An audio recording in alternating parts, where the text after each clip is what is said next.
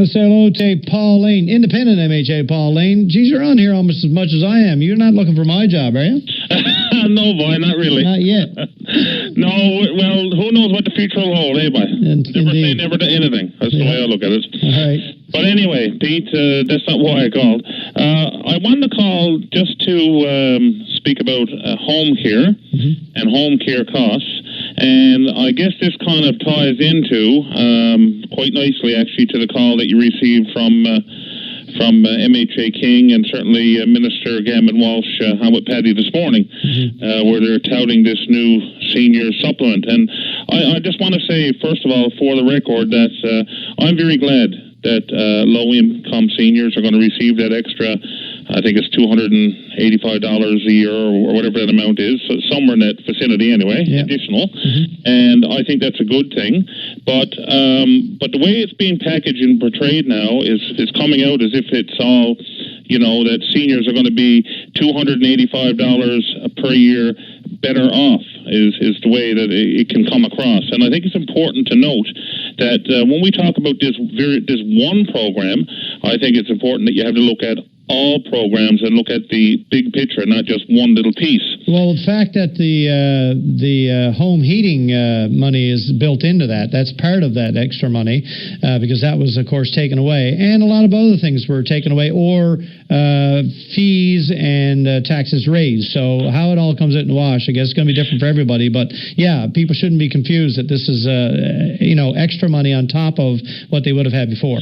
Well, that's correct. It is replaced the home heat rebate and the other supplement that was in place. But even when you combine the money that they would have been getting from the home heat rebate and the original supplement and other things, it still does come out, if you're a low-income senior, to that additional $200 or $300 per year. So again, I give credit to that, and that's a good thing. But, and here's the but, it's important, as you said, that we look at the other things. First of all, it's important to note that the seniors that are receiving this, these would be the low-income seniors. So this would be, basically any senior who, for example, worked in the public service or worked with some company and paid into a pension plan, and they're getting anything over and above just the basic OAS CPP, then they're not entitled to anything. So they're not getting that at all. It's $40,000 or less, right? Correct. Yeah.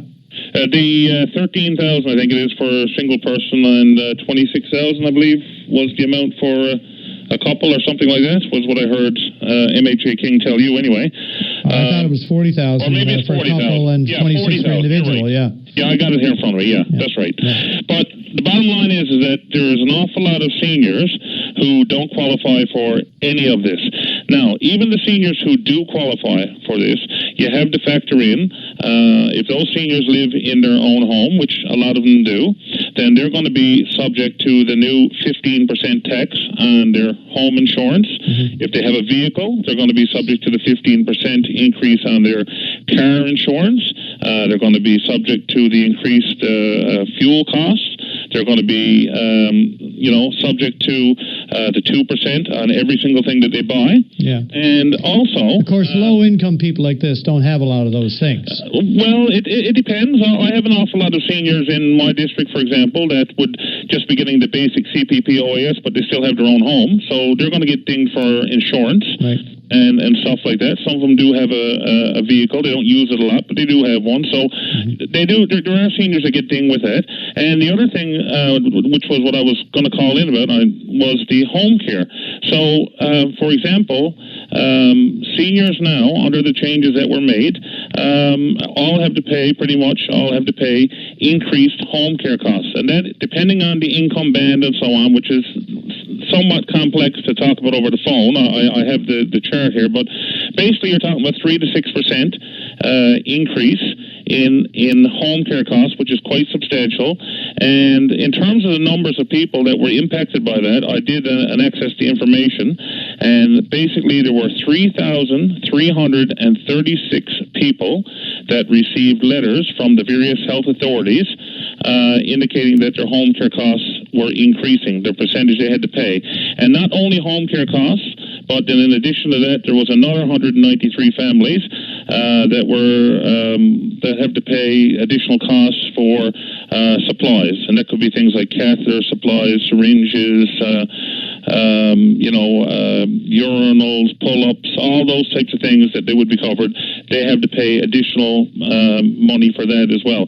And then, of course, we look at a lot of the non-prescription drugs that used to be covered for seniors that are no longer covered, these over-the-counters. Yeah. We look at the dental program and so on.